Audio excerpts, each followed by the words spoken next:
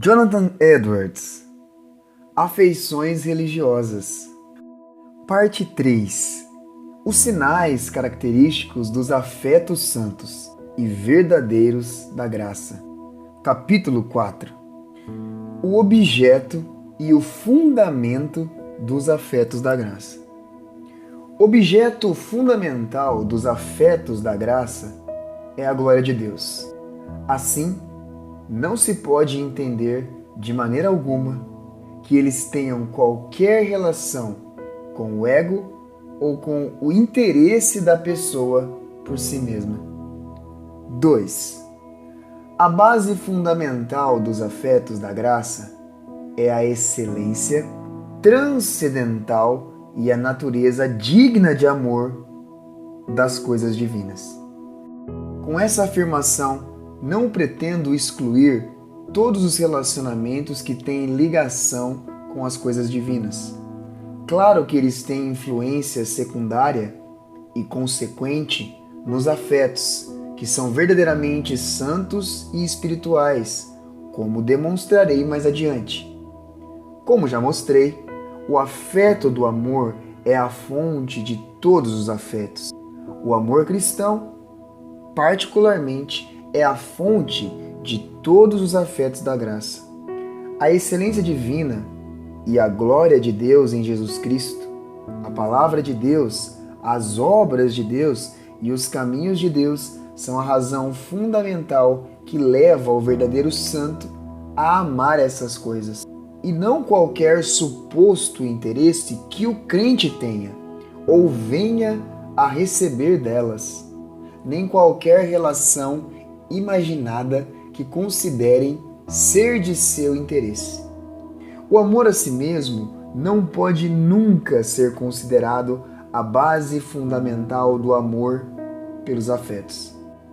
Alguns afirmam que todo amor deriva do amor a si mesmo. Dizem que é impossível, de acordo com a natureza das coisas, que o ser humano sinta amor por Deus ou por qualquer outro ser se não tiver como base o amor a si mesmo. Gostaria de sugerir humildemente que eles não refletiram a fundo sobre isso. Alegam que quem ama a Deus e deseja a sua glória e desfrutar de sua presença só age assim por interesse próprio. Segundo eles, a glória de Deus e o prazer em sua perfeição não passam de elementos agradáveis ao ser humano, que tendem a fazer com que ele se sinta bem. Na realidade, ele coloca sua felicidade nesses sentimentos e desejos. Assim, afirmam que a pessoa deseja a glória de Deus com base no amor que sente por si mesma e no desejo de se sentir bem. Mas deveria haver mais reflexão e a verificação de como o ser humano começou a colocar sua felicidade na glorificação de Deus e na contemplação e apreciação de sua perfeição. Não há dúvida de que o ser humano deposita sua felicidade nessas coisas. Por que então elas adquiriram tanta importância que ele chega a considerar a lição mais elevada glorificar a Deus? Não será o fruto do amor?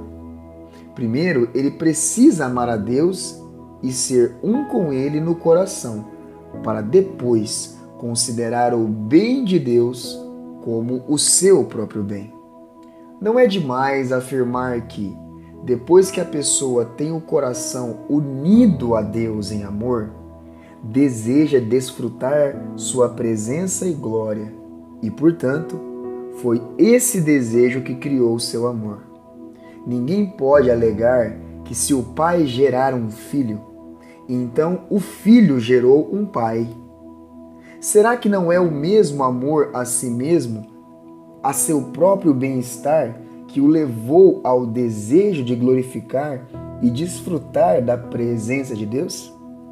Não existirá, então, um princípio anterior, que antecede, inclusive, o amor a si mesmo, que motiva a pessoa a perceber intrinsecamente a beleza, a glória e a suprema bondade da natureza de Deus?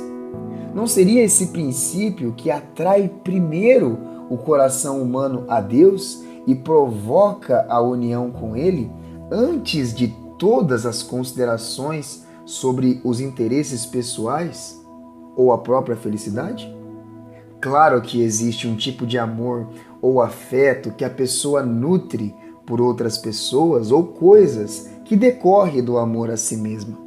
Tem como base um relacionamento preconcebido que a pessoa sente que existe ou exige do outro. Mas, quando o primeiro motivo que atrai duas pessoas está na percepção das qualidades e virtudes reconhecidas como agradáveis por elas mesmas, o amor será muito diferente do que nasce com base no interesse próprio.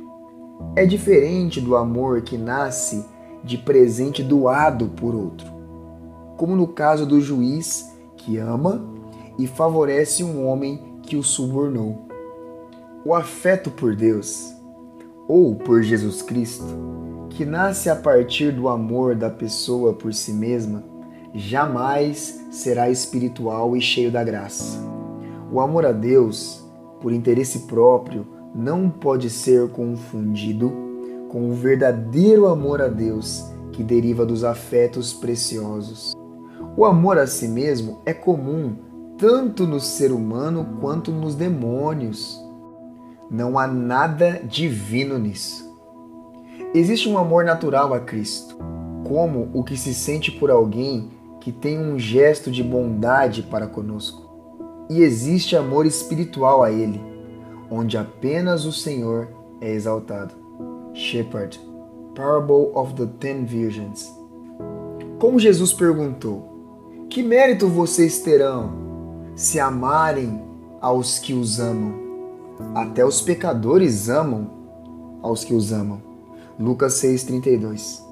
O amor que nasce do interesse próprio não é digno de ver Deus. Isso lembra Satanás desafiando a integridade de Jó. Será que Jó não tem razões para temer a Deus?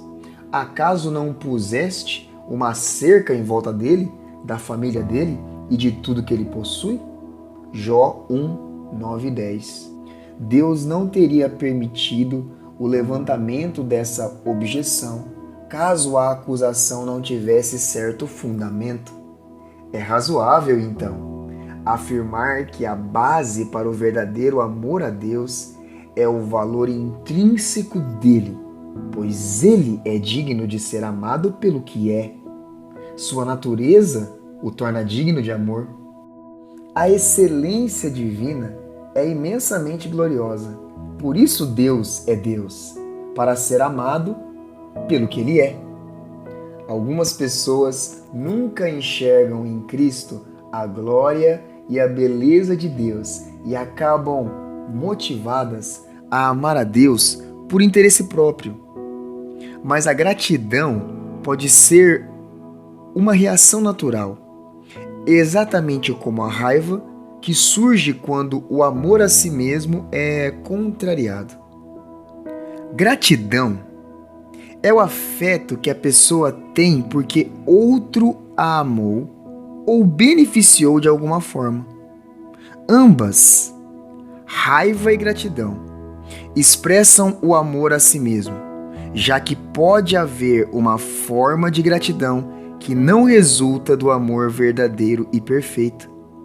Cristo fala sobre esse tipo de gratidão em Lucas 6,32, quando afirma que os pecadores amam quem os ama. Confirmando isso, Saul sentiu profunda gratidão por Davi quando este poupou sua vida, mas mesmo assim continuou a ser inimigo dele. A Bíblia apresenta muitos exemplos desse tipo de gratidão. Gratidão é um princípio da natureza humana. Por isso, a ingratidão parece muito mais desprezível e abominável. A Bíblia descreve a pessoa que suprime a gratidão como tão perversa que chega a ser destituída de afetos naturais. Romanos 1,31. Mesmo que a fala de gratidão ou afeto natural evidencie a presença de muito pecado, nem assim isso vale para alegar que toda gratidão e afeto natural tem a natureza da graça da salvação. O amor a si mesmo, expresso em simples gratidão natural, pode ser uma fonte que gera um tipo de amor a Deus. Esse amor pode surgir da noção falsa sobre Deus que muita gente ensina. Ele é apenas bondade e misericórdia e jamais aplicará a justiça. Ou talvez a bondade de Deus dependa da definição que a pessoa faz desse termo. Em terrenos falsos assim, as pessoas podem amar um Deus criado na imaginação e ficar muito longe de amar o verdadeiro Deus que reina no céu. Ainda, o amor a si mesmo gera um afeto para com Deus que ignora a condição do ser humano diante do Criador. Sem a mente convicta do pecado, a pessoa desconhece como seu pecado é abominável para Deus. Depois de criar na mente um Deus que lhes agrada, as pessoas pensam que Deus não passa de um ser semelhante a elas, que as favorece e concorda com elas, e as ama como elas amam. Não percebem como estão longe de amar o Deus verdadeiro. Há ainda quem desenvolva um grande afeto por Deus, como resultado do medo do fogo do inferno. Com base em algum versículo bíblico, esses se convencem de que estão seguros e que Deus os perdoou e os fez seus filhos. Mas a perspectiva está distorcida, e por causa do orgulho podem até continuar com noções falsas sobre a comunhão com Deus, acreditando que acontece por impulsos, sussurros e outras manifestações externas que na verdade surgem da imaginação da própria pessoa. O exercício de amor santo e verdadeiro nos santos acontece de maneira muito diferente. O início não é quando eles veem que Deus os ama e por isso merece ser amado, mas sim porque veem, em primeiro lugar, que Deus é digno de amor. Cristo lhes parece tão glorioso e maravilhoso que o coração só tem lugar para ele. Isso, então, é o que motiva o verdadeiro amor a Deus. Há uma visão de Cristo que o ser humano tem depois que crê. Ou seja, que Cristo o ama, mas falo de uma visão anterior, que precede o segundo ato de fé. É uma visão intuitiva ou real de Cristo como Ele é em sua glória. Shepard, Parable of the Ten Vineyards. O afeto dos santos começa com Deus. O amor a si próprio, então, não passa de consequência secundária. Os afetos falsos, pelo contrário, começam com o ego e o reconhecimento da excelência de Deus é apenas dependente e consequência da atitude básica de interesse próprio. Mas Deus é o fundamento perfeito para o amor dos verdadeiros santos. Tudo mais se constrói sobre essa base. No entanto, o interesse próprio pode influenciar as pessoas em conjunto ou individualmente. Por exemplo, em tempos de guerra, uma nação enxerga suas vitórias e derrotas sob esse prisma. Assim, o interesse próprio pode se estender universalmente a todas as obras da humanidade. Mas não quero deixar a impressão de que toda gratidão a Deus não passa de sentimento natural, ou que não existe uma gratidão espiritual como afeto santo e divino. O que fiz foi apenas ilustrar que existe um afeto que é o exercício de gratidão natural. Mas é claro que existe gratidão verdadeira, ou a graça que difere tremendamente da experiência do ser humano natural. difere de duas maneiras. Primeiro, a verdadeira gratidão a Deus por sua bondade conosco resulta do amor a Deus, baseado em quem Ele é. A gratidão natural não tem esse fundamento. A graça provoca o afeto natural para com Deus por bênçãos recebidas, sempre com base no amor principal que já se encontra no coração, que é pela excelência de Deus. Por causa do amor que já existe, os afetos se dispõem a fluir diante da bondade de Deus. Tendo visto a glória de Deus e com o coração subjugado por ela e cativado por amor a Ele, por causa disso, o coração do santo é sensível e facilmente afetado pelas bênçãos que recebe posteriormente. É como a gratidão que se sente por um amigo querido que se tem em grande estima. Por causa da opinião que tem desse amigo, o coração da pessoa está sempre sensível para ele e, assim, mais suscetível de ser afetado pela gratidão. Portanto, o amor a si mesmo não fica fora da gratidão provocada pela graça. Os santos realmente amam a Deus por sua bondade.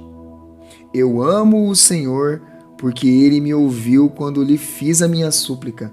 Salmo 116, 1. Mas há mais alguma outra coisa incluída, já que outro amor preparou o caminho e lançou o fundamento para esses afetos de gratidão. Segundo, em gratidão, o ser humano é afetado pelos atributos da bondade e graça de Deus. Não apenas porque esses atributos afetam seus interesses, mas porque se relacionam com a glória e a beleza da natureza divina. A graça de Deus, maravilhosa e sem paralelos, se manifesta na obra da redenção e brilha na face de Jesus Cristo, como se fosse infinitamente gloriosa para conter a si mesma. Assim, o santo que exercita a gratidão percebe o que ela é e se deleita nela. A bondade pessoal de Deus para eles é como uma lente de aumento que o Senhor coloca na frente deles para perceberem, em detalhes, a beleza dos atributos da sua bondade. Na gratidão, a preocupação do santo o capacita a enfocar com mais precisão a bondade de Deus. Mas a fonte dessa gratidão é a excelência do próprio Deus. Alguns, talvez, estejam prontos a objetar contra esse argumento e citam: nós amamos porque Ele nos amou primeiro. 1 João 4,19. Como se isso quisesse dizer que o amor de Deus pelos verdadeiros santos fosse a primeira causa que os levou a amá-lo. Respondendo a isso, gostaria de observar que o propósito do apóstolo era enfatizar o amor por nós, mostrando que ele nos amou quando ainda não o amávamos. Ver isso nos versículos 9 a 11. Ele mostra que o amor de Deus pelos eleitos é o solo do amor deles por seu Senhor de três maneiras. Primeiro, o amor dos santos por Deus é fruto do amor de Deus por eles. É o dom do amor. Deus lhes concede o espírito de amor por ele, porque os ama desde a eternidade. O seu amor é a base da regeneração e de toda a redenção. Segundo, a obra da redenção que Deus realizou através de Jesus Cristo é uma das principais formas de revelação da glória de sua perfeição moral, tanto para os anjos quanto para os seres humanos. Essa é a principal base da realidade de que Deus é amor. Terceiro, o amor de Deus por alguém que ele escolheu, fato que a pessoa descobre quando se converte, é uma grande evidência de sua perfeição moral e lhe dá glória. Então, isso é um estímulo real para que o amor surja da gratidão santa a Deus. Assim, a declaração de que os santos amam a Deus porque Ele os amou primeiro atende perfeitamente ao propósito do argumento do apóstolo nesse texto. O versículo jamais pode ser usado para contrariar o princípio de que o amor espiritual da graça nos santos nasce essencialmente da excelência de Deus. Como acontece com o amor dos santos, a base principal de sua alegria, deleite espiritual e prazer não é a consideração de seu próprio interesse nas coisas divinas. Mais uma vez, consiste principalmente na doce contemplação da beleza das coisas divinas por elas mesmas. Então, contrasta também com a alegria dos pseudo-cristãos que se congratulam com eles mesmos, tendo o ego como base para a alegria. Enquanto isso, os verdadeiros cristãos se regozijam em Deus, pois a mente dos santos só se deleita nas realidades de Deus e em suas coisas. A base para o verdadeiro prazer do cristão está em Deus e em sua perfeição, em Cristo e em sua beleza. Deus se manifesta como realmente é, o maior entre dezenas de milhares e totalmente amável. O santo vê que as doutrinas santas do Evangelho se mantiveram e reconhece que Deus será exaltado e o ser humano diminuído. Os santos se regozijam em Deus e por terem Cristo. Primeiro se alegram na excelência e glória de Deus e só depois, em segundo lugar, exultam porque um Deus tão glorioso é deles. Contudo, os hipócritas possuem uma alegria que não passa de alegria neles mesmos e não em Deus. Quando os falsos crentes se congratulam apenas neles mesmos, mantêm os olhos voltados somente para si mesmos.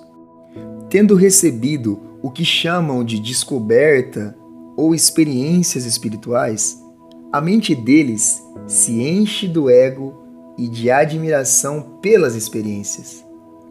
A principal empolgação não é a glória de Deus nem a beleza de Cristo, mas sim as experiências vibrantes. Ficam pensando, que experiência maravilhosa, que descoberta, encontrei coisas fantásticas. Com isso, as experiências tomam o lugar de Cristo e de sua beleza e autossuficiência. Em lugar de se regozijar em Cristo Jesus, entregam-se às suas experiências maravilhosas. Ficam com a imaginação tão presa nessas coisas que toda a noção de Deus passa a ter apenas uma pequena relação com elas. À medida que as emoções se intensificam, esses hipócritas às vezes são totalmente engolfados pelo narcisismo, presunção e zelo ardente pelo que está acontecendo.